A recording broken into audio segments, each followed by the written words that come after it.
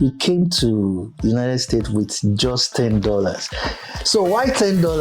Were you broke then? You didn't have You do not want to know this story. Okay, so just after I won the lottery, before I won the lottery, my family was already going through a lot of financial stress. Okay. So I grew up in a middle class family in Lagos, Nigeria. So we came to America, went to London, but my dad went into politics and my mom resigned her job, and that's where the bad thing happened because he didn't.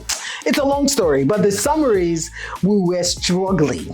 So the $10 was actually given to me by my aunt's husband.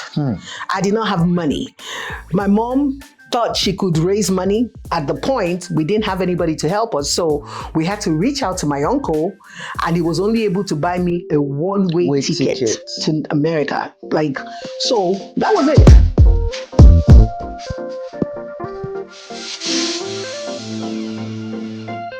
Hello everyone, and welcome to Simple Talk with Staton, where we deep dive into real conversation that truly matters.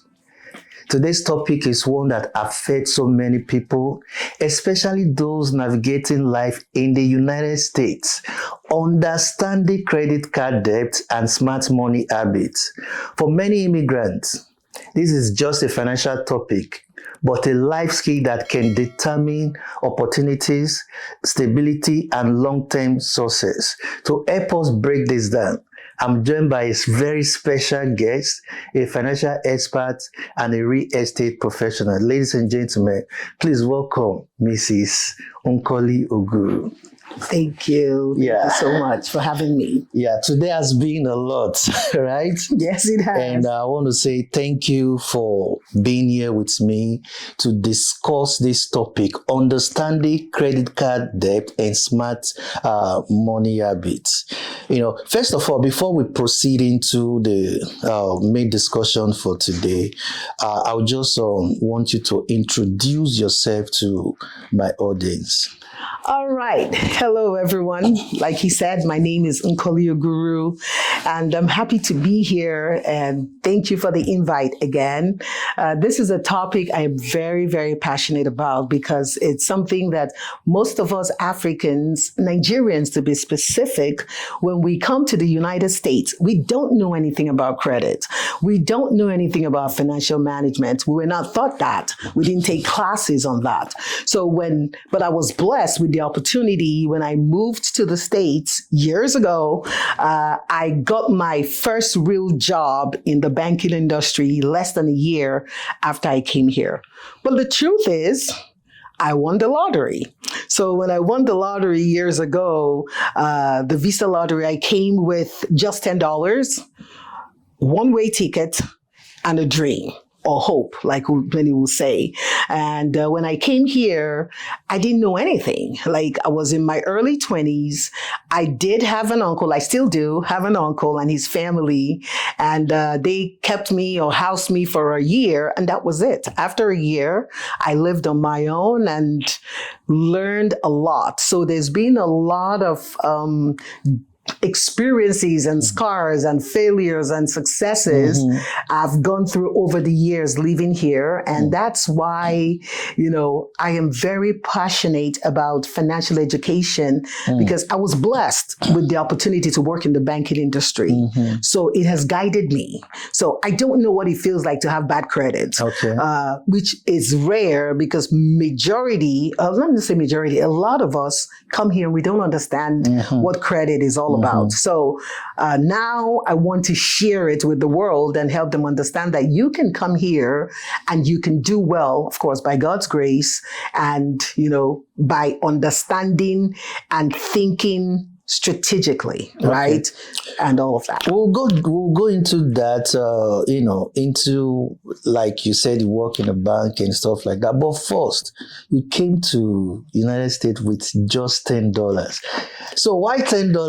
Were you broke then? You didn't have You do not want to know this story. Okay, so just after I won the lottery, before I won the lottery, my family was already going through a lot of financial stress. Okay. So I grew up in a middle class family in Lagos, Nigeria. So we came to America, went to London, but my dad went into politics and my mom resigned her job, and that's where the bad thing happened because he didn't.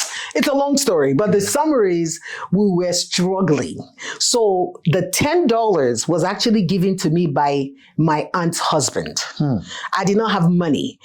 My mom thought she could raise money. At the point, we didn't have anybody to help us. So we had to reach out to my uncle, and he was only able to buy me a one-way ticket to America. So that was it. So my auntie's husband gave me $10. So that's the only money I had. So I would probably not even have had money. Actually, a good friend of mine made me the dress she sews. Her name is Oge. She's in Oregon. She made me the dress I wore. Not like I didn't have clothes, but I wanted something really nice. She had to make it for me. She was in Nigeria? She was in Nigeria at the time. That's how poor we were, struggling. Well, we're talking about poor, we too experienced. Okay. Your journey so far to United States. So, coming to United States with just $10, how did you navigate into working in the bank and being, you said a bank manager or assistant branch manager. So just walk us through that journey. Okay. So when I got here, I cried, a true story, cried every single day for the first month. I left everything that was important to me. I left my family, my friends. I had finished my 4th year in college. I had 5 years. I was a 5-year university. Yeah. I had 1 more year. I left that because I won the lottery, like I said. So I did not understand. I came to a place where I had nobody. I had my uncle again, but his children were younger. I had no friends. I had no money.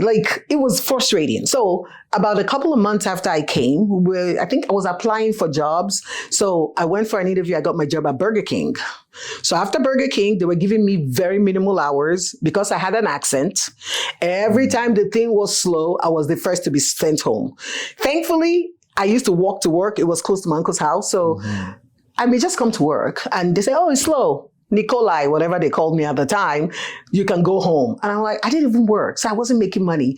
So my uncle helped me again. I found a job at McDonald's. Okay, so I started working in McDonald's. My manager loved me, so she used to give me hours. I was happy. At least I was making some money to call my family at the time. Then I have a cousin, my dad's first cousin. He used to work at KeyBank, at the bank. So he told me, my middle name is Adobe. He said, Ada, there's an opening for tellers in the bank. I was like, okay. In fact, I wasn't even confident in myself because all these Burger King will send me back with an accent. I'm like, will my accent even allow me to work in the bank, right? He's like, okay, you take a test. So I went in, I passed the test. I went in for the interview. They interviewed me. They liked me. They gave me a job. And I started as a teller. So that's how I got my job as a teller within 9 months of moving to the States. So did you have any banking experience in Nigeria? No. No financial experience? No, but I aced the test. They give you the written test. So I aced it. I did so well in the test. I know it was God. I had never worked in the bank in my life. I was in school. Nigeria. So it was based on merit? Based on merit. My cousin didn't even say a word. He didn't know the people hiring, but it was not based on, it was based on God. Oh, okay. Yeah, that's it. Now, you made mention of, because of your accent, they give you less hour. Did you work on it? Because the way you speak now, did you work on your speaking or something like that? Because me, when I first came, I was having, I don't know if I would call it inferiority complex. So I wanted to speak like the others. But my friend, father-in-law came. When I heard the man speak, so I turned to my friend, I said, is this your father-in-law? I said, is this how I speak? He said, yes, I was. And he has been in America for years. He has a good job, a corporate job. I said, he speak like this? He said, yes. I said, I don't have a problem. So I don't have any problem working on me or stuff like that. The way I speak, if you don't understand, it's your business. So did you work on it or you just... Okay. So I grew up in Lagos and I told you we traveled and all of that. So I spoke pretty well. So I don't know what the problem was. If you hear my siblings, Ghanaians, they live in Nigeria, speak. They speak almost like me. Okay. But I did work on how I pronounce words. So I remember going into my big cousin took me out to eat at a Dennis or one of those restaurants. So that's when I first came. And I said, he said, what do you want? I said, hot tea. The girl said, huh? I said, hot tea. The girl was like, huh? He now turned and said, hot tea. I'm like, okay. So there were some words I had to learn. Then the other thing that helped me, or let me say helped me, that made me work on my accent. So my uncle's children were younger. Okay. So the youngest at the time was about 6 when I always correcting me. Thank you. So if I say the calendar, these are the ones I can remember. I say, the calendar. They're like, what is calendar? I'll now spell it. They're like, calendar. I'm like, okay, calendar, So the kids that 1 year, they kind of switched my pronouncing words. Because I used to tell them, hey, I speak British English. But I was finding out that they were struggling to understand me. Yeah. So I learned some key words, but I didn't. But again, when you work in corporate America, because I grew from teller to assistant branch manager, to consumer banker, I went to college and all of that, you're going to be interacting with people. Then you're going to start talking like that. So it's not like I never had a complex, right? Because I've always been, confident to a great extent, but I found out that to make it for people to understand me better, because I was in customer service, I needed to work on certain things. So your growth in the back. Sorry, we are just focusing on you. That's okay. This will be a very long, but we've not even started talking about the topic yet. So your growth in the bank, did you have to go back to school before you started having promotion, or is just your dedication to work? So it's a good thing you asked that. So once I started in the bank, May, I went into college in August. You were working in... I went to school full time. I graduated in 3 years, actually. Oh, okay. Working full time. I did not stop working. You were working and going to school at the same time? Yes, I used to take my classes in the evenings. Oh. And I graduated 3 years from Cleveland State University. Oh. I had the drive. I told you we were poor. My family needed me to help them. So my mindset, I'm the first daughter. Wow. I know the responsibility of first daughters is people have younger ones and all of that. So my mindset, I wasn't here to party and all of that, but also I have the Spirit of God in me. So as a Christian, my focus was different. My focus was, how can I expedite to make money to help my family? That's what I was thinking, to be honest. I wasn't thinking about marriage. Yes, I did have suitors at the time. I'm like, guys, this is the last thing I want to do. I had 1 year to graduate, and I was looking. My mates had graduated by 98. Oh, sorry to cut you. So when you came to the US, you were not married then? No. I was very single, so that was it. So my focus was, single-minded. How can I do this? I had a dream.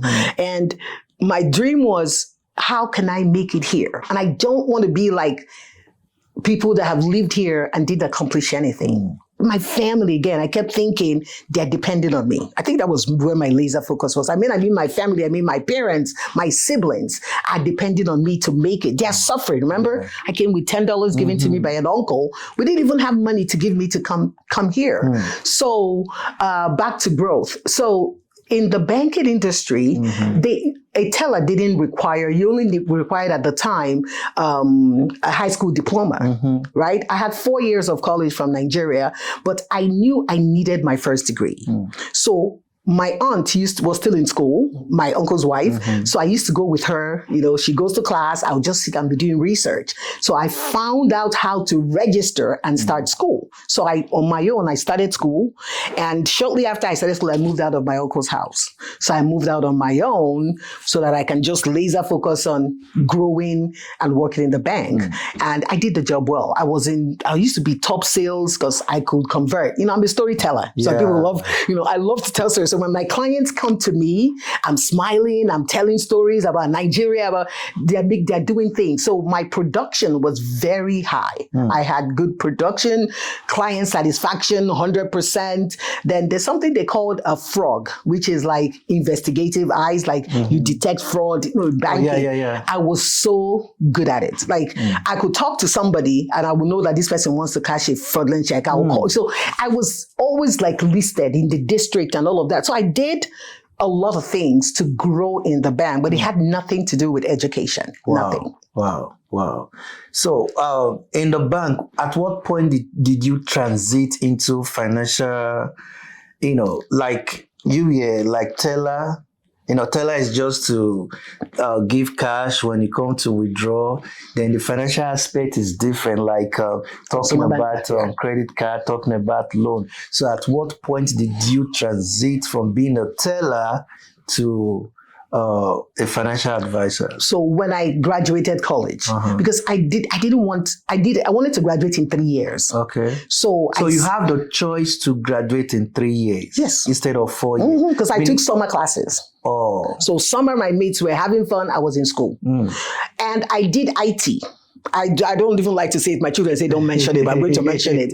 And the reason was when I came here, the IT was making 6-figure income. So they told me if I do IT, I could make 6-figure income. Imagine with $10 and somebody say you can make 100,000. So I registered into IT. I had never touched a computer in my life. What part of IT? Initially, it was computer science until I took the first few classes. I was like, I can't do this. So I switched to information systems. Oh, okay. So I did write some codes, but not a lot of codes. I struggled to make it, but I did make it.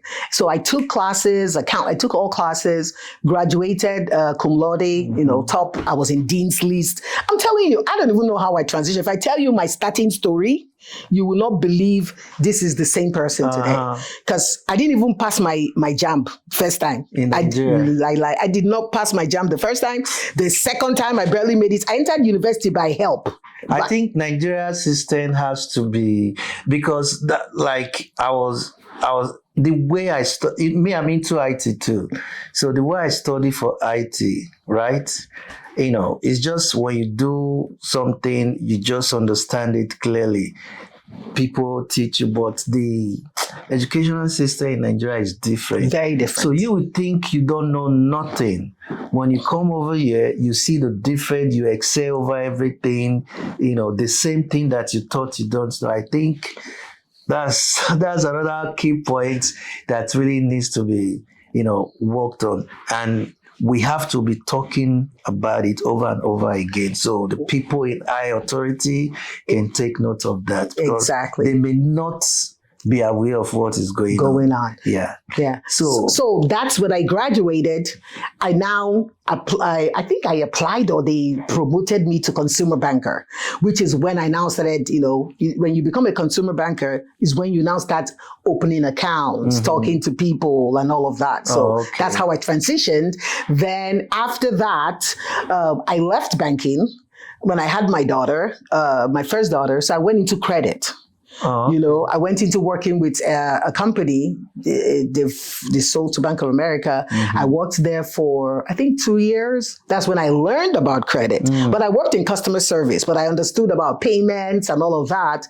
Then I went back into banking, then moved to Texas, then as an assistant. Well, before I left the bank I was in, because I worked in 2 banks in Ohio and a credit card company, I was the assistant branch manager.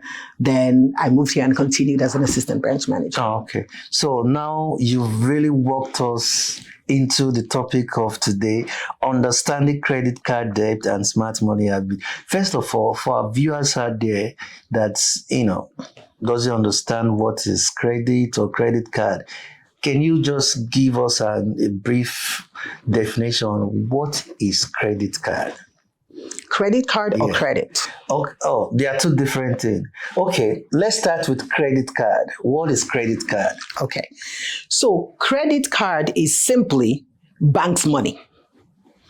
Simple. That's bank's what it is. money. Is the bank giving you like a credit, like a line to use? It's not your money. That's what a credit card is. Because From the bank. when I came, I was told about credit card. Like every other Nigerian, I said, no, we don't do credit. We do everything cash. Yep. Until when I wanted to rent an apartment, they needed my credit history.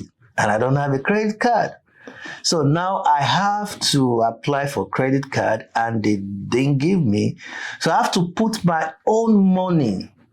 I started with my money to start building up my credit card. So after that, the bank now start putting money, I use it to buy gas, I pay back, buy grocery, I pay back. So they started increasing over and over again.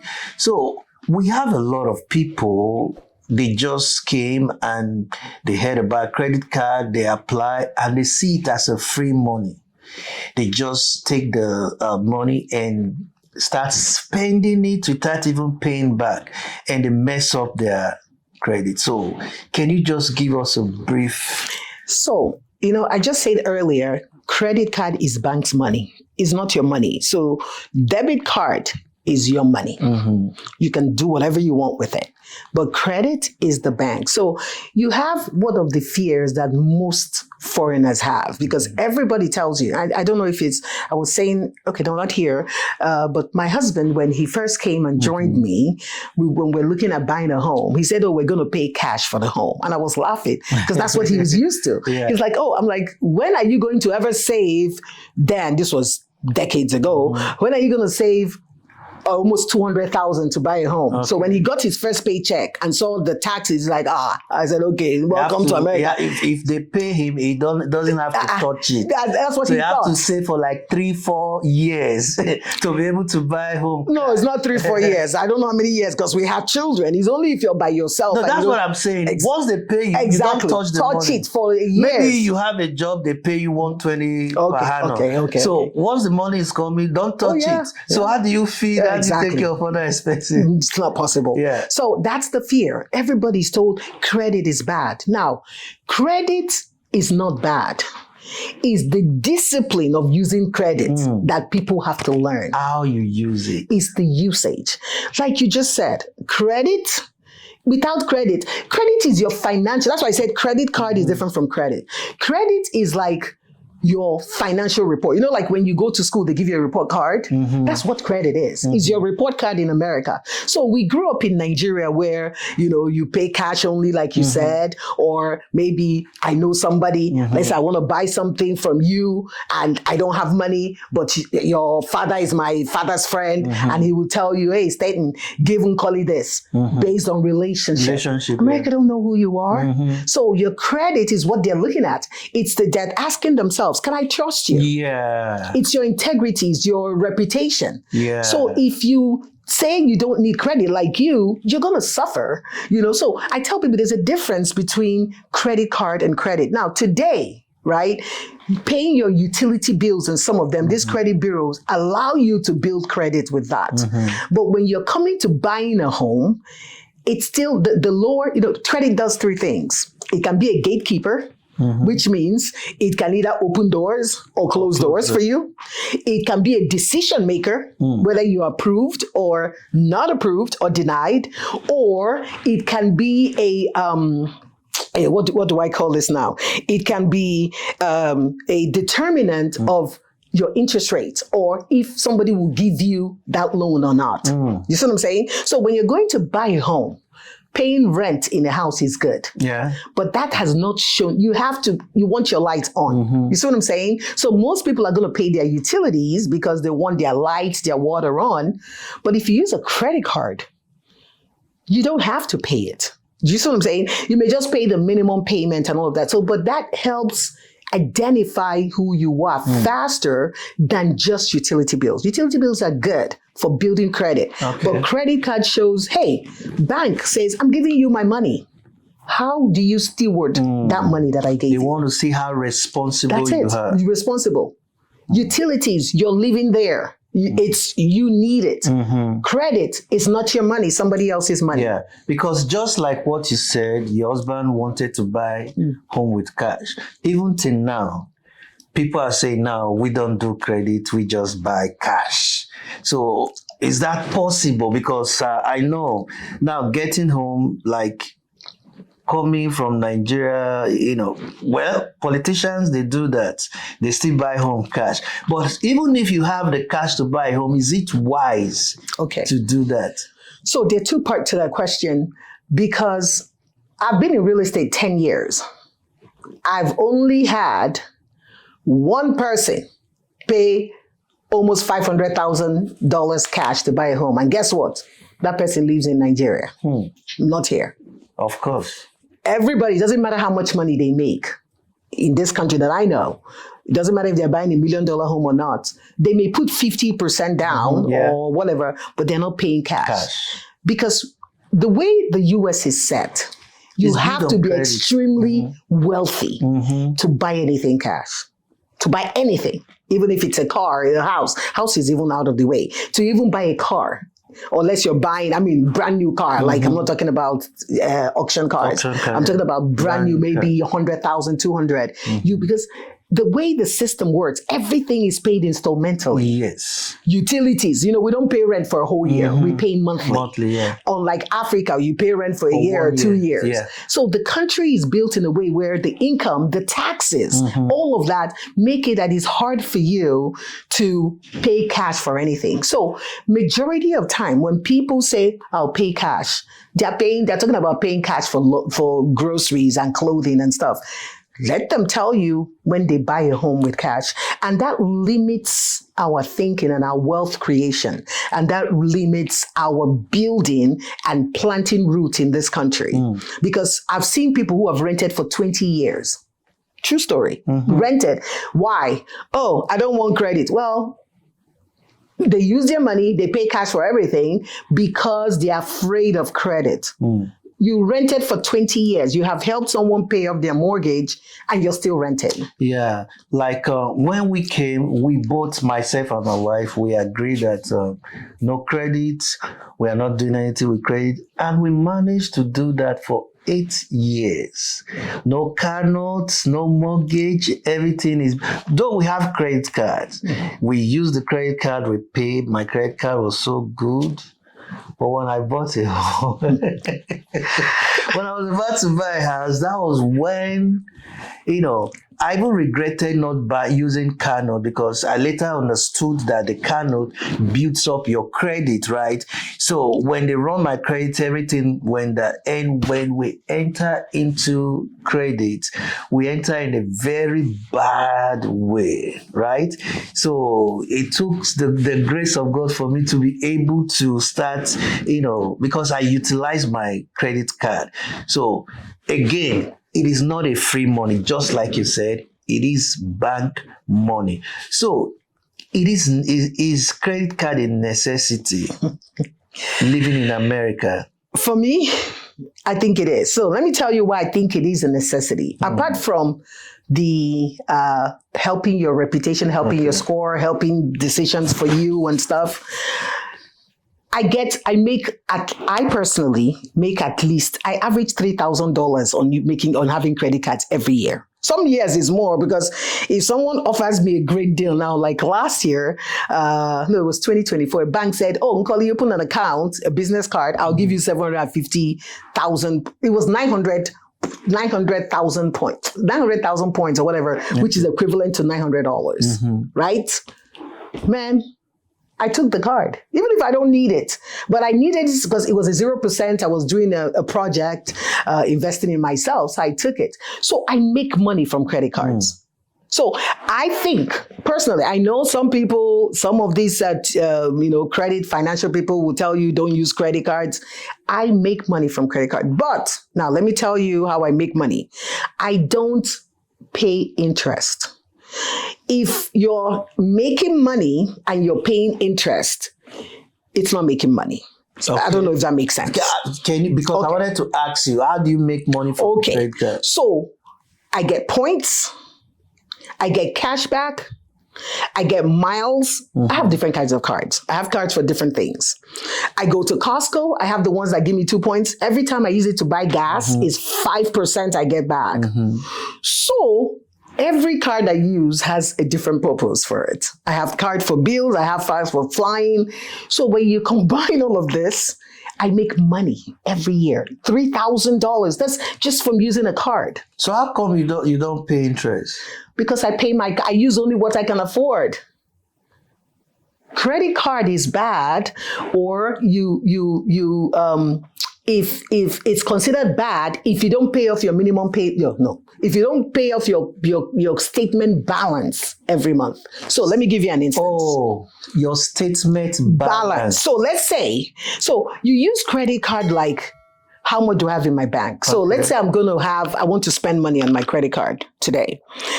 I'm going to think, when my statement closes this month and is due next month, am I going to have the money to pay that entire balance in full? So if you pay off your statement balance before the due, by the due date. Okay, let's say my statement balance is like every 22nd of every month, right? So let's say I have $10,000, then I use $2,000 out of it. So I have to pay back that $2,000. Exactly. So when statement closes and they send you your bill and say, hey, you owe $2,000, it is due by May 20th. You have to pay that $2,000 by May 20th. So you can actually escape interest. Of course, by paying off. So that's what people don't know. Oh, so I thought that once you use the credit card, you have to pay the interest. So that was what I thought. If you use it this month, you pay have the the interest. grace period not to pay the it's interest. only when you pay, because a lot of people, they just do the monthly payments. The minimum payment. So it's only, you can only escape after paying the statement. Pay it off in full. Oh. So that's the only way. That's the grace period. So from when you use it to when the statement closes and when it's due is your grace period. Oh. So you don't pay any interest. If you don't pay it off by that grace period, then you pay interest. So the best financial people will make sure they spend what they can afford. The problem that many people are scared of credit card and they fall into problems is they just spend on card. They're like you said, I'll just use it. And they enter Nordstrom. They swipe it. They don't care. They're like, it's not my money. I'll pay the minimum payment. After all, it's $50, right? Yeah. Then they swipe it. Next month, they pay, the credit starts accumulating. Some of those cards are 30. I was looking at the card they sent me.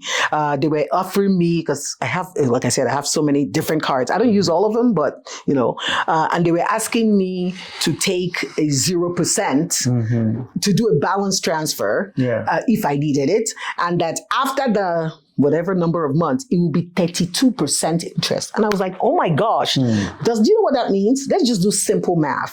If you owe $100, you're paying $32. This is simple. It is not exactly how it's calculated, but that means for every $100 you owe, you're paying something like $32. So people never get out of credit card debt because once you pay that minimum payment, it's almost the same amount as the interest. Because they are giving you for the first 12, 18 months for 0% interest. So you thought they are doing you good.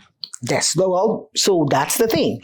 There's so much stress. As credit is something you have to understand.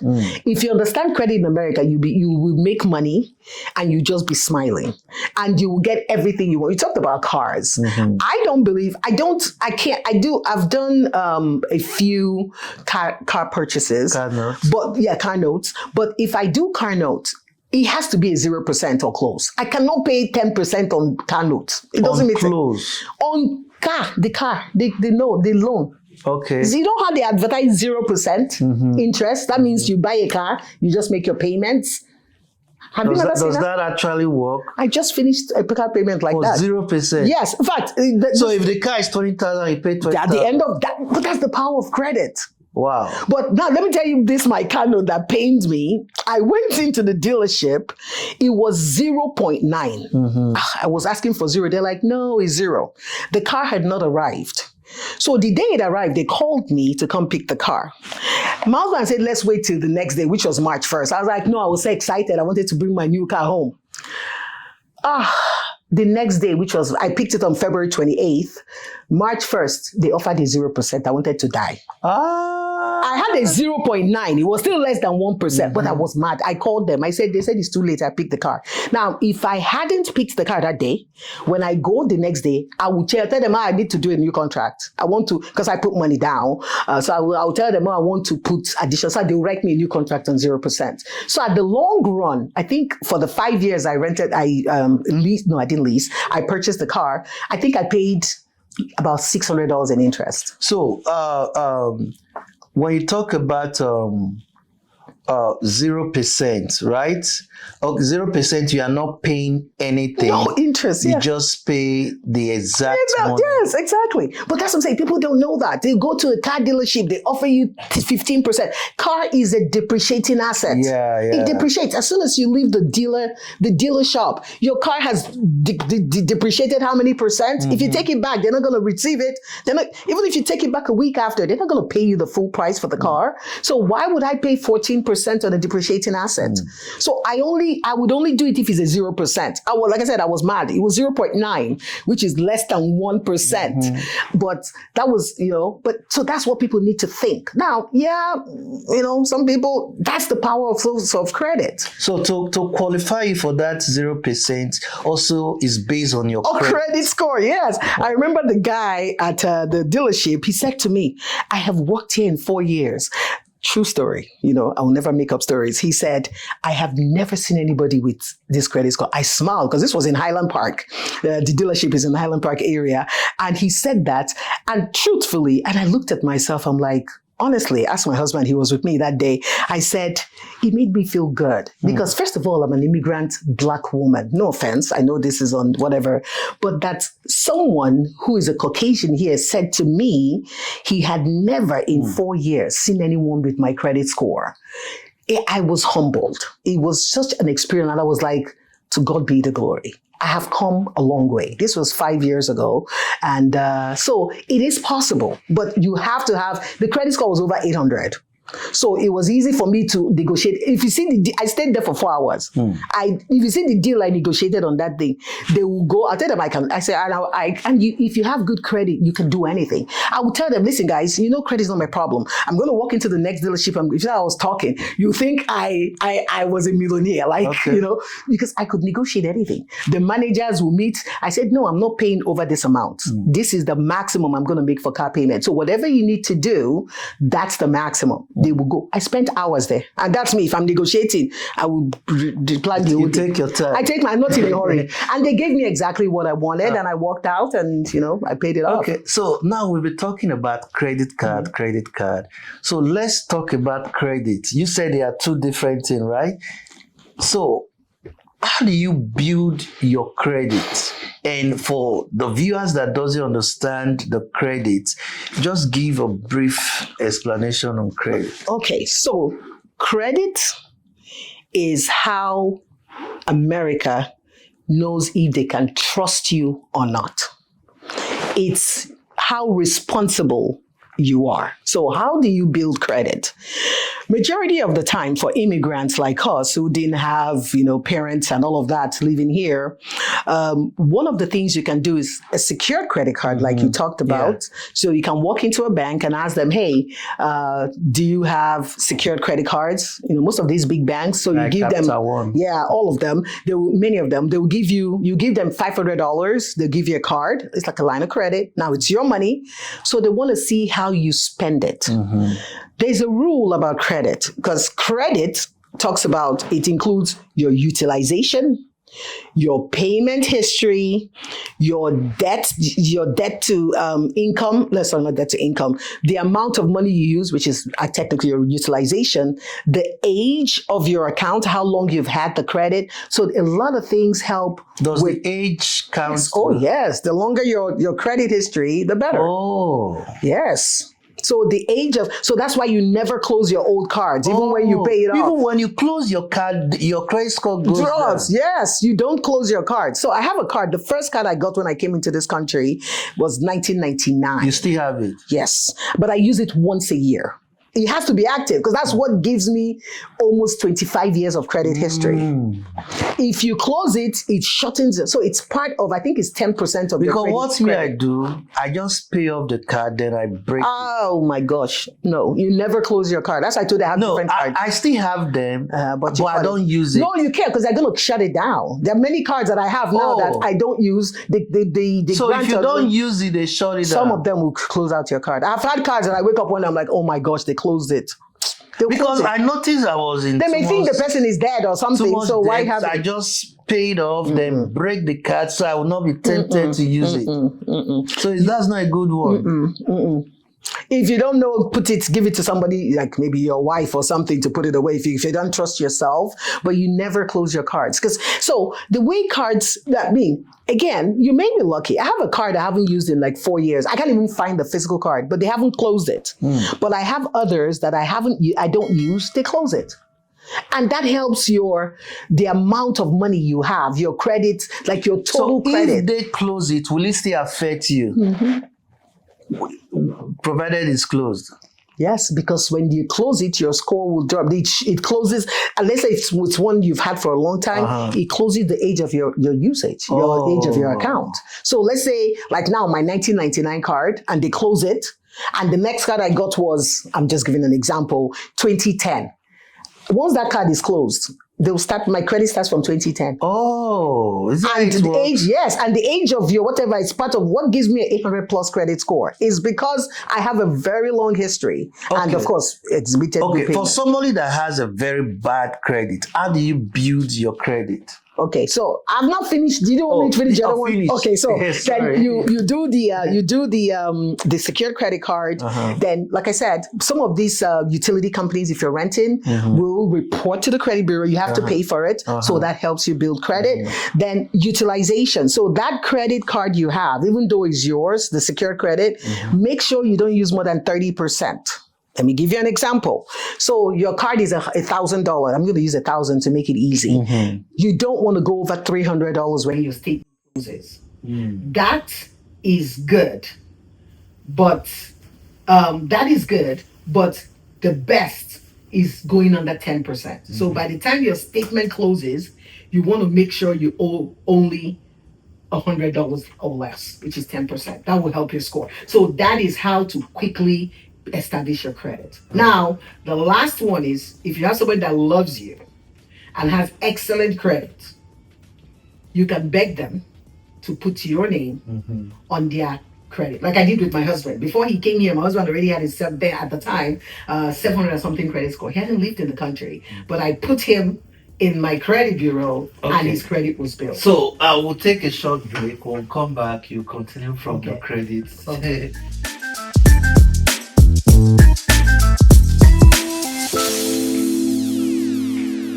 Hello viewers and welcome back to Simple Talk with Staton. We are still in the studio with Mrs.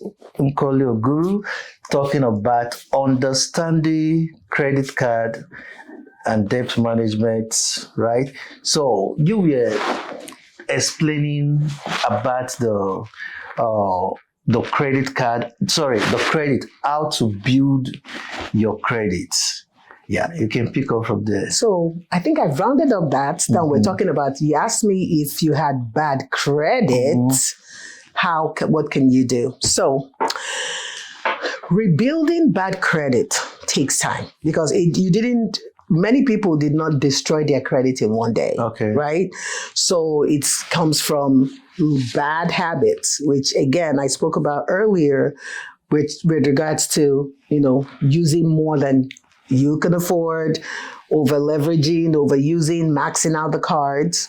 So there are two ways you can pay down your card. So you can do what they call snowball, which means you can start with the smallest card, then pay it off. So let's say you owe $100 on one card, you owe $1,000 on another card. You can start with $100, pay that off first, while you're paying the minimum payment on the other one, then keep going. Or there's one they call the avalanche, and that means you start with the highest interest. So sometimes like I told you, some cards are like 30 something percent. Some are 15, 16%. So some people will say, okay, no, let me start with the 30 something percent, pay off that card first before I do the other one. Then that is when I highly recommend, I would say cut up the cards. That's when you need to cut your cards up, right? Okay. I didn't say close the card. I said cut it up because you're not tempted to use a card that is already leveraged, over leveraged. So when you pay down so that the card does not close, you can always call the credit card company and say, hey, send me another card. But at the time of payoff, you need to cut off all your cards. That's what I did. Yes. So at that point, cut it off so you can pay down. Then once you pay down, again, do not close the card. Now, some credit card companies will automatically close your card if they feel like the person is a high risk. So even though they owe, they can close the card down to avoid you spending more. So as they see you paying it down, they close it out. It doesn't. So those are the way you build up your credit. We build the credit. Then, sometimes when people get to that point, they're not even aware. They are scared. They're like, no, I don't want to look at my statement. No, you need to be aware of how much you owe. They don't know how much they owe. You guys must say, I don't know. What is you don't know? If you want to build your credit, you need to know. So you know where the problem is. They say when you recognize there's a problem, it's like half solved. So you can't say, oh, I don't know what I owe. You need to sit down, look at your total debt, every debt you owe, and now put a plan. And maybe pay someone to do it. I know there's debt management companies, or talk to someone who can guide you, or listen to people who know what they're talking about. Not everybody knows what they're talking about on how best to do that. But I think the first step is identifying there's a problem. 2, knowing the full picture of what you owe, then having a plan, then small disciplines. Discipline. If you are a knee-jerk reaction person who wants to buy everything, you need to work on it. Because it doesn't matter how much bad credit people have. I know people that are in bad credit and they pay it off, they go back into bad credit. If they have not learned discipline, it will just keep happening all over and over again. Oh, okay. So now, I know we are trying to avoid being into bad credit. So if you already find yourself in that situation, how did you get out? Okay, so I'll tell you a story, true life story. In 2015, my family owed about $79,000 in credit card debt. $79,000? Yes, in credit card debt in America. 28 of that was from the business. I don't know. I didn't get to tell you my... Yeah, you talked about the franchise. The franchise, yeah. So that was a problem. Okay, so we were in a lot of debt. But the irony is, I was never late on one payment in that whole time. Again, that's why understanding credit and how it works and the strategy and God putting me in the financial services industry helped me a lot. So when that much debt, now I was thinking about it and I was Googling it today, and this was 2015, 14. As of today, at some records say it's equivalent to like $100 and something thousand today. Some with inflation and all of that. Some say one of the things I Googled online, Google or whatever, said it was over 200,000. So you can imagine in today's world, owing over 100 and something or $200,000 in credit card debt. Credit card. I didn't say car loan. We didn't have car loan. We only had a mortgage. So, strategy, true story. 1, miraculously, true miracle, one of the debt was canceled. Oh. Yes, every time I tell this story, and I tell you, I've enjoyed the immense grace and favor of God in America. Till today, I don't know anybody who has had credit card debt canceled. We did. I have the letter. I always show people. I say, listen, I'll show you. I don't want to call the bank's name up here, but a bank is one of the big banks canceled I think it was $27,500. That was a business debt. There's a strategy to a bank canceling the debt. Again, that's a different financial topic for their benefit. But God used it to work for us. So we had that debt. So it's reduced 70 something to 50. Then at the time, but again, let me go back to this debt. It was never used on luxury item, was never used stupidly. You say it was used on front. Exactly. It was used, the business one was on the business. The family one was, at the time, I was looking for a job. My husband was looking for a job. We had 4 children under the age of 10. They had, we had baby, we had diapers, so it was for necessities. It was never used to buy luxury. I don't believe, again, nothing wrong with it. I'm not a luxury person. I don't, that's a different topic. But so we didn't use that. So when people hear that, they're like, no, it wasn't that. But there was strategy. That's why I said, when I teach people how to invest in real estate, I say, listen, when you're buying a home, don't just buy a house, buy an investment. So the remaining 50,000, so during that period, thankfully my credit, because I've always had good credit, my problem was not length of credit, because I already had credit from 1999. So I had the points there. But I was also consistent in my payments. So my credit scores were still in the 600s. So I was able to leverage. Sometimes I would do a cash advance, get the cash, use it to pay bills. It was a lot of strategy. It was like, getting a cash advance, that's more interest. At the point, I didn't have a choice. Do you think I'm worried about interest at the time? I was paying interest, but my interest was still like 14, 15% because my credit score was still good. Now, if your credit drops and you start missing payment, that's why lenders will start increasing it to 20, 30. So I made sure. So, sorry. Yes. If you start missing payment, the interest rate will start increasing. Because they want to get as much from you before you close out. They believe they're going to charge off the card.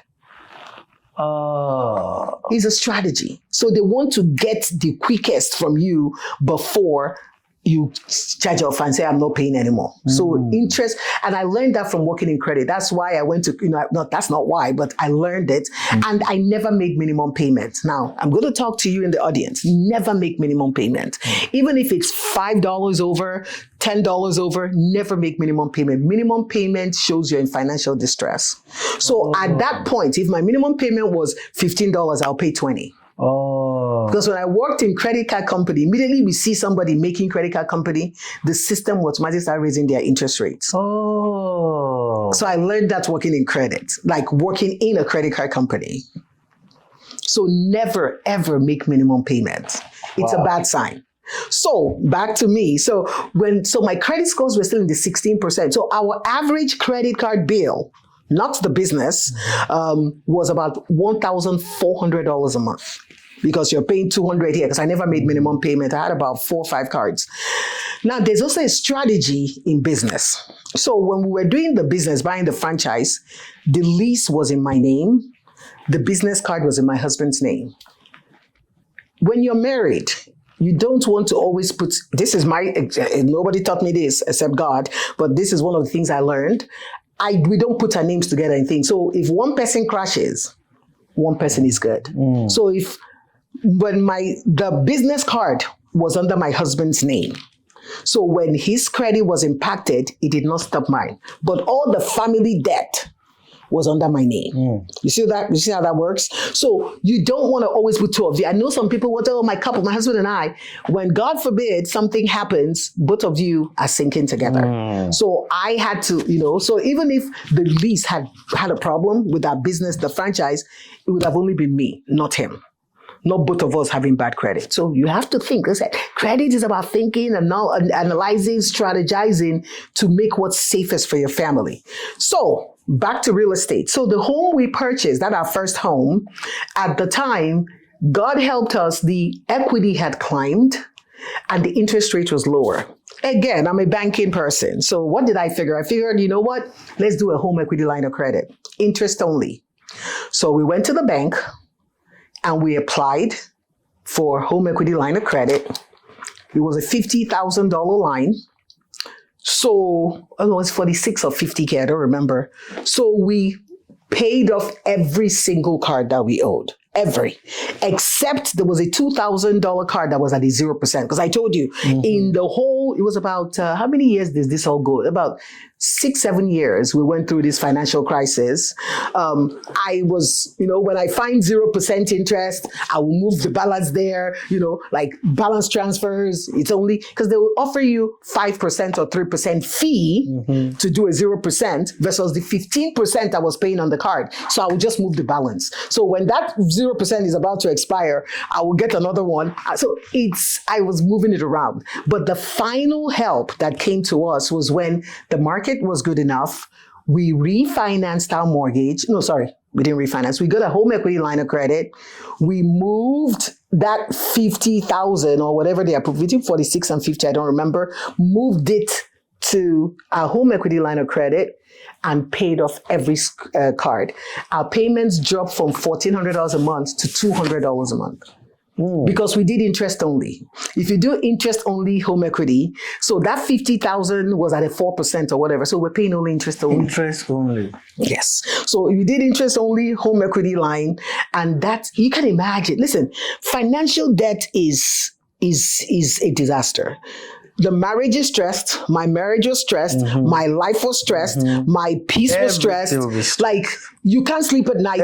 I'm crying. I'm sleepless. I'm mad. I'm frustrated. It's a lot. So when that payment lifted, it was like, oh my gosh, I can breathe.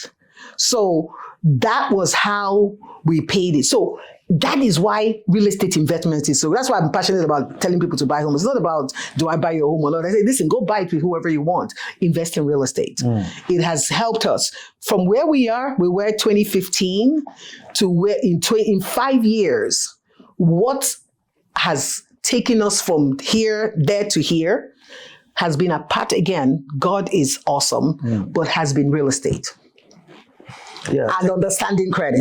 Because those two leveraged together have been like has moved us to unbelievable levels. Thank you for simplifying this. That's what the show is about. We simplify the talk for the viewers to really understand. You've really done a great job to make us understand. Even me sitting here, there are some things I don't really know about the credit, right? Just like you spoke about the statement balance. I don't really know that. So on my own, sometimes I just pay above. So I do not know that, paying your monthly payment, which is the minimum payment, the bank will think you are in financial distress. And sometimes you are not.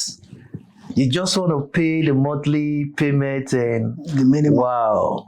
Because you feel it's safer. You know what the heck? No. Because you feel like, oh, you're paying interest regardless. No, you don't pay interest. You only pay interest if you don't pay that balance in full by your statement, by the due date. Oh, the balance is full. For those that, I have the credit card of $12,000, I've used on $6,000. There's no way I can pay the statement balance. Okay, so that's the thing though. How did it get to $6,000? The truth is, and listen, let me say this, right? There are times where credit card debt is needed. Like I told you. True story. I'm being very vulnerable here. We were over $50-something thousand in personal credit card debt. At that point, I did not care because my family, my children needed to eat, my family needed to survive, and I was being a faithful steward of credit, in my opinion. I did not do anything. I was helping people, still helping people, buy gifts people were having. I was women leader at the time. There were women under me having kids. I will buy them gifts, but I was stewarding credit. Even though I was in debt, I was still a good steward of it. I did not use it carelessly. I used it for necessities, things that we needed to survive. So at that point, honestly, I wasn't caring if I was paying 10% or whatever, or if I paid off the balance in full. No, my family needs to be all right. My kids need to be taken care of. That was important to me, right? But you need to use it to, build it well. Now, if you don't really have a need, There are some people, their credit got to 6,000 out of 12 because they're always shopping. They're shopaholics. They buy clothes. At that season in my life, there was a store, I won't mention their name, God opened in Allen, Texas. We used to live in Allen at the time. And they were giving free clothes Tuesday. No, this is a true story. Free clothes. Yes. I'm telling you, if I tell you the unbelievable, people don't believe these things when I tell, but it's true. Free clothing Tuesdays. Like you walk into the store, you get one free clothes on Tuesdays. I had to take my children. So why did they stop?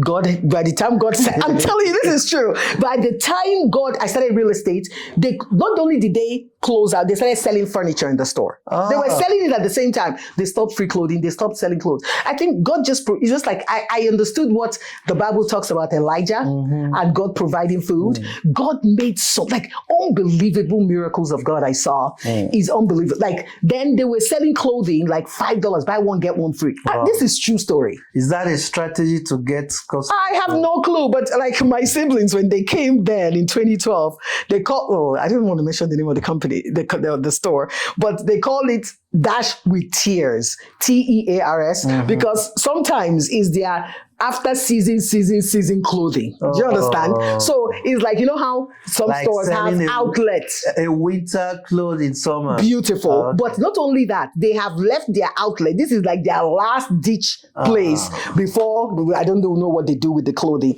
So the clothes have seen like from one store to the other. They are new clothing. Many of them are new or returns. They are returns that didn't have tags, but they were not used clothing. Okay. So again, why did I say that? So when it got to 6,000, how did it get there? Was it out of necessity or was it out of lack of discipline? You know, you want to buy everything. Who are you trying to impress? You want to buy the designer bag. You want to buy the designer clothing. You want to buy, and you're doing it on credit. Nothing wrong with it, but, you just have to pay the interest. Yeah. But Quickly, you talked about equity, right? So a lot of people do not understand what it means, because for some people, when you talk about equity, it's just like taking money from your home. Some will say it's my money. So what I'm taking is for instance, if the home is like $500,000, and the equity on it is 100,000, so I can take 50,000 out of it. Is that correct? No. So in the state of Texas, majority of the bank will only go up to 80% of your loan to value. Okay. I know. So that means if your mortgage is 500,000, the maximum you can owe in debt is 400,000, which is 80% of whatever. So if your mortgage, like your debt is 350, even though you see, I have 200 or whatever in equity, if let's say your mortgage is, what you still owe is 390. The only thing you have to get here is 10,000. It's not 110 like you think. Oh, really? Yes, because it's up to 80%. Now, I've seen recently with the distress in the economy, I've seen people, I don't know if it's real or not, advertising that they can go up to 90%. But generally, it's only 80%. But is that money paid? Will you pay it back? Well, okay. So it's your money per se. It's what your home has built over time. But yes, it's a loan. So you're still going to be paying monthly payments on the home equity. If it's my money, why am I paying back? Because you still owe it. You borrowed it from the bank. You have not sold the house. No. Let's put it this way. Okay. My home is 500,000. Okay. I paid 100,000. I borrowed 400,000 from the bank, right? And the home equity has grown to 600,000, right? So now, you mean your home value has gone up to 600,000? Yeah, to 600,000, or let's say 550,000. Now, the bank, I'm owing the bank 400,000.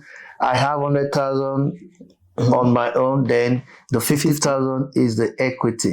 So if I borrow from that 50,000, am I paying back? You have to pay it back. Why? Because it's a loan you're taking. You have to sell the house for it to become your money. So why are banks, sending messages you can take from your Because equity? they want to make money out of you. You're going to pay them interest on that money you're borrowing back. Oh, man. You think home equity is free?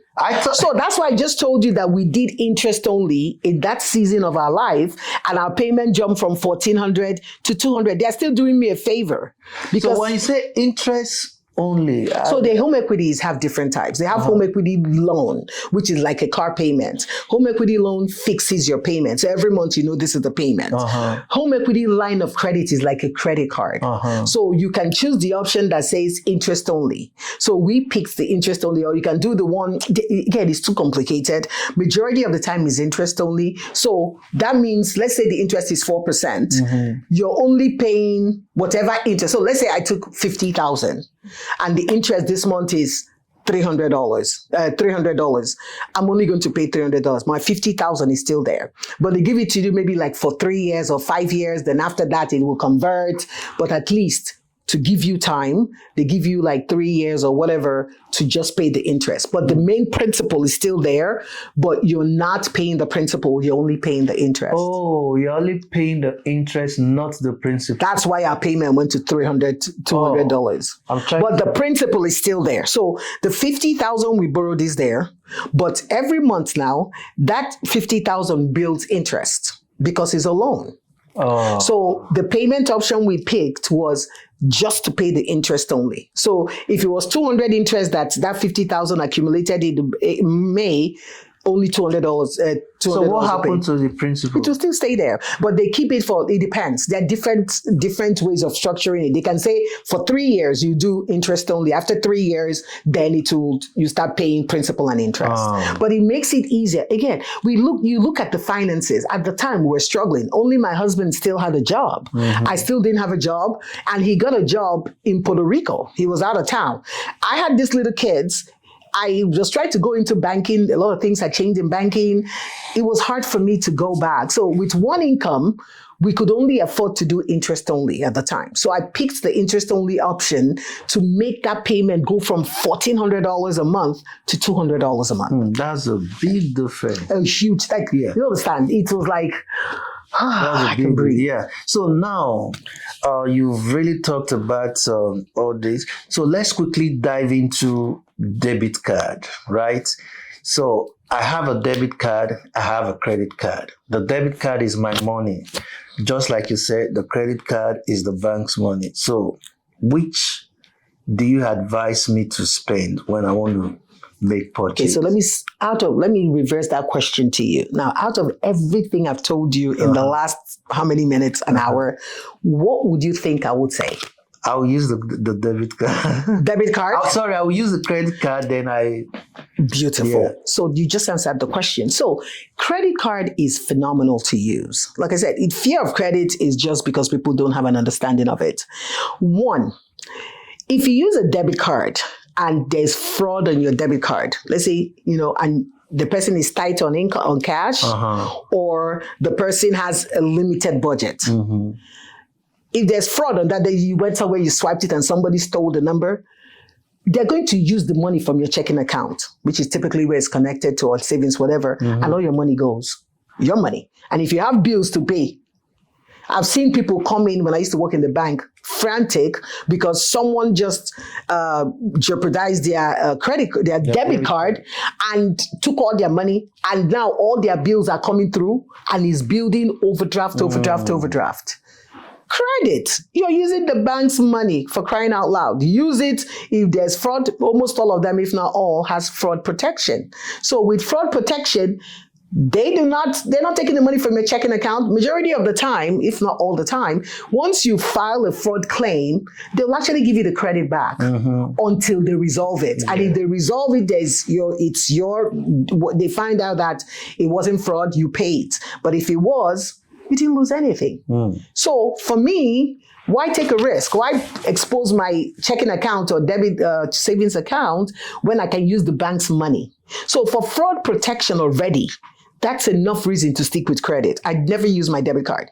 Only use it for transfers to Africa. But apart from that, that's it. I really don't use my debit card because the fraud, I don't want to be somebody messing with my checking or savings account. Okay, so I don't want to drag this too much. A lot of us fear, we don't want to be in credit. So the fear of not being credit limits a lot of people not to build up their credit line, right? Because the more you use your credit card, the more you pay back, it increases your score. So what would be your take on that? There's nothing to fear about credit.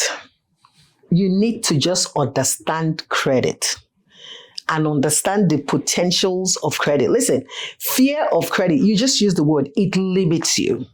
You can build a house, you can buy a home, you can buy a car. Everything you do, like if you don't have credit, you go to rent a property.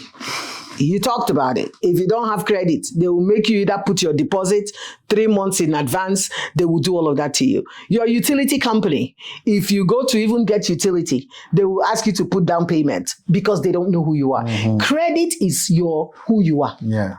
They don't know you. Nobody knows you. So if you don't have credit, you're afraid of credit, you're telling them you don't exist. I've had people come to me to buy a home and the lender says we don't have anything. As far as they're concerned, you're a ghost in America.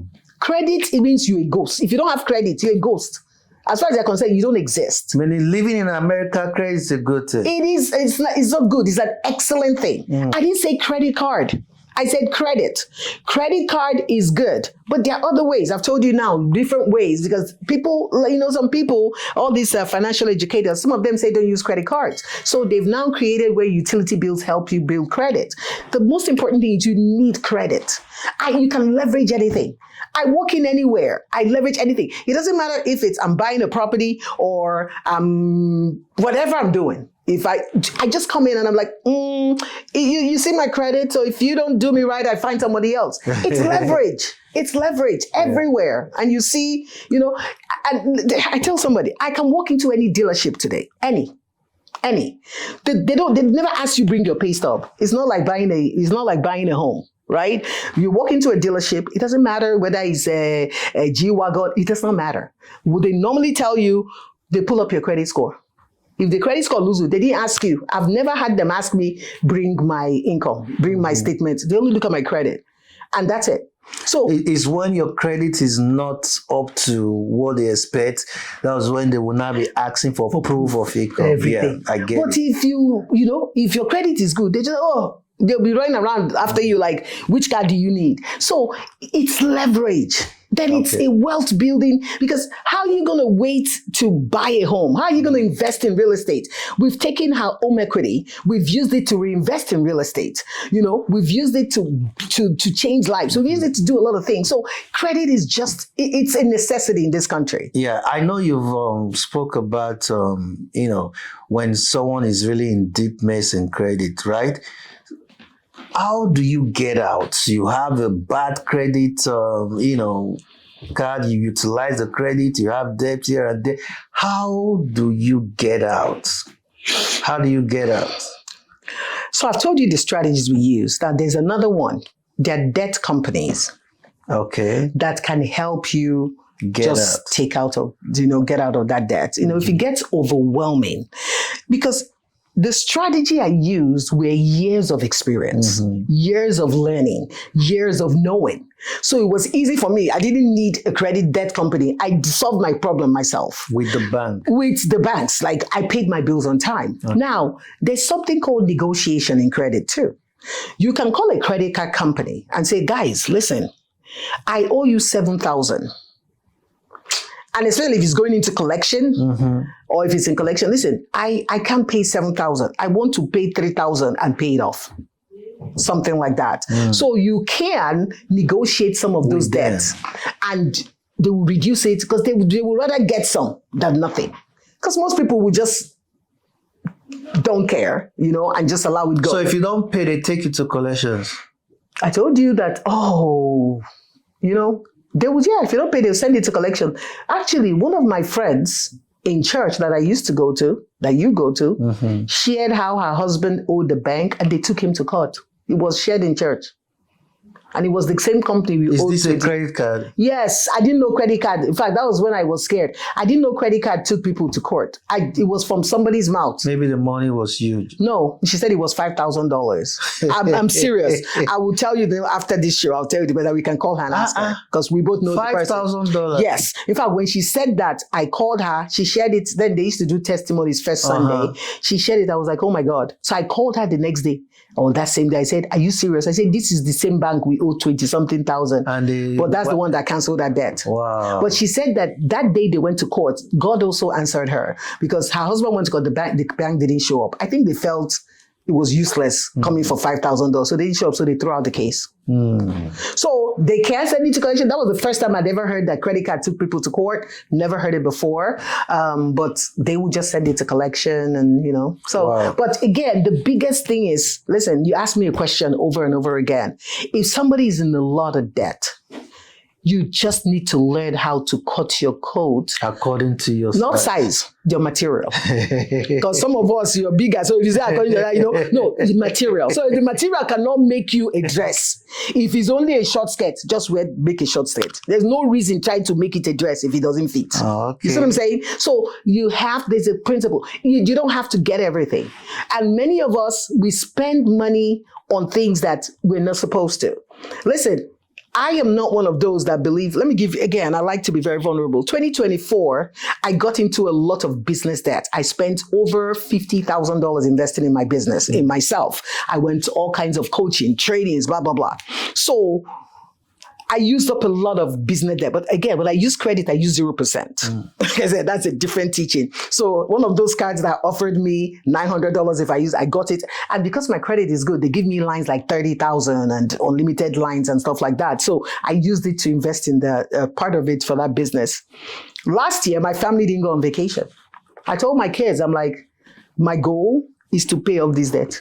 You guys will be all right. And we're used to going on, we travel out of the country. And I said, we're not going. So the maximum we did was we went to Houston for 2 nights. The girls didn't even go. The boys went with us.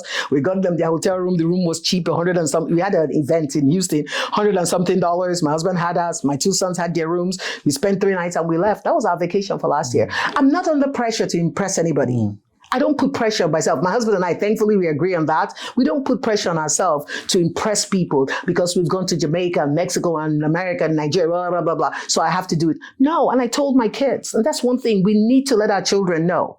You don't let them know. My children will always, anything is a big amount. I'm like, it's too expensive. So they don't come to me with unnecessary things. Or my husband, they'll say, oh, Mom, I want to buy a $500 shoe. Oh, no, you're not.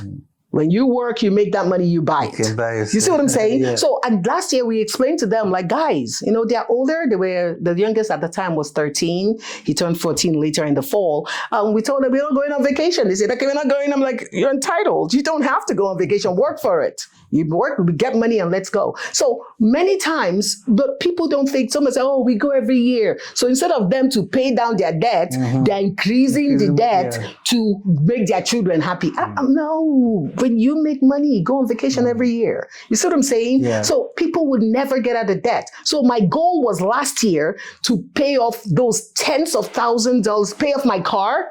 I did everything. Well, apart from $3,000, I paid everything off by December of 2025. That was the goal last year, to pay off every debt, business, and mostly it was business debt. Yeah, So that's what I'm working towards now. that's it. Make a goal. Forget about pleasure will come. Like this year, we're going to travel. We're making plans, So I started breathing again. That business, like I said, debt, I don't sleep at night. Not personal debt, business debt this time. Last year was business debt. That was our goal, pay it off. So people will never get out of debt if they stop thinking about impressing people. Many times it's to impress somebody. Exactly. Why are you buying a designer shirt or bag? Who are you impressing? Nobody cares. Just go buy whatever for now. There'll be a time when you're comfortable and you will be able to do that. So see, I'm wearing African clothes. It's cheaper. I go to Nigeria, make the clothing, and I'm okay with it. Yeah. It doesn't have to be. Well. I want to say thank you very much. This has been a very educative discussion. Finally, before I let you go, I just want you to speak to someone there. Yes. I know there is somebody watching us right now that is into credit card debts, bank loan, mortgage payments, and all of that. So what would be your advice? Okay, I was going to add that when you started rounding up. So everything I have said is something I have lived. And the experiences I'm sharing is not highlight of my life. It's intentional. My brother here, he does a lot of, he asks people for real life stories. So I've shared our personal journeys, failures, debt, all of that. If we can come out of it and be standing today with where God has brought us to, you can too. Life is about ups, mountains, valleys, all of that. But the mindset, the grace of God, if you're a believer, faith without works is dead. Don't just build faith. Work action is needed. If you hear me say things like, I did this, I forfeited this, I gave up that, right? You need, there's hope, but you have to make up your mind that you want to rebuild. There's the rebuilding period. So it's failure. There's a book I read many years ago when I was in Nigeria. I can't remember the name of the book. I think it's called Failure is Never Final. Success is Never Ending. So I've never looked at failure. If I tell you all the failures I've had, I have never felt that was my end. I've always believed that there is hope. With God on my side, I will make it. And that's why when we fall, we rise. We fall, we rise. It's all the learning process. The reason I've gone through all of that is so that I can share it today. I can help people. So he will put my information. I help people, financial education, help people get out of debt. I'm not a debt repair company, but we can look strategically on what you can do. And if it's something that needs a professional debt company, I will ask you to do that. So, but don't lose hope. That is the most important thing. Find a plan. Be aware of what you owe. Don't say, I don't want to know. You need to know and have a plan. Listen, if we could owe tens of thousands of debt and be here, everybody can. It's a gradual process. Consistency compounds. Gradual payments will yield fruit. Don't give up. You didn't get into debt in one day, so don't expect to pay it off in one day. You understand? And then I just thought of something. There may be a time where you need to do extra work.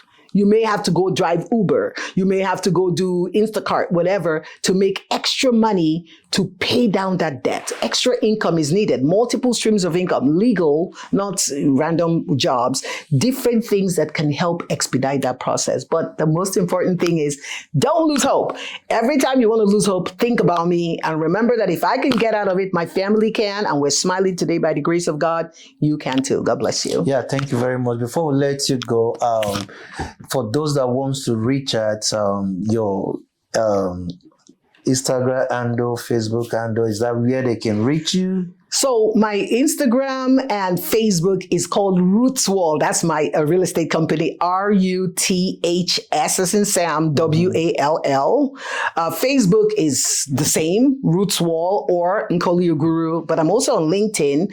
I write a lot of articles every week. Nkoli Ogwuru is my handle, and hopefully one of these days we'll have some, YouTube and podcasts and stuff like that. So okay, guys, you all heard that. You see the handle on the screen, and I want to thank you for watching this episode. And for those that have not subscribed to my YouTube channel, please do me a favor by subscribing, and also do not forget to press the notification button so anytime I post video like this, you'll be the first to know. Please be financially responsible. Thank you very much, and God bless you. All right, thank you.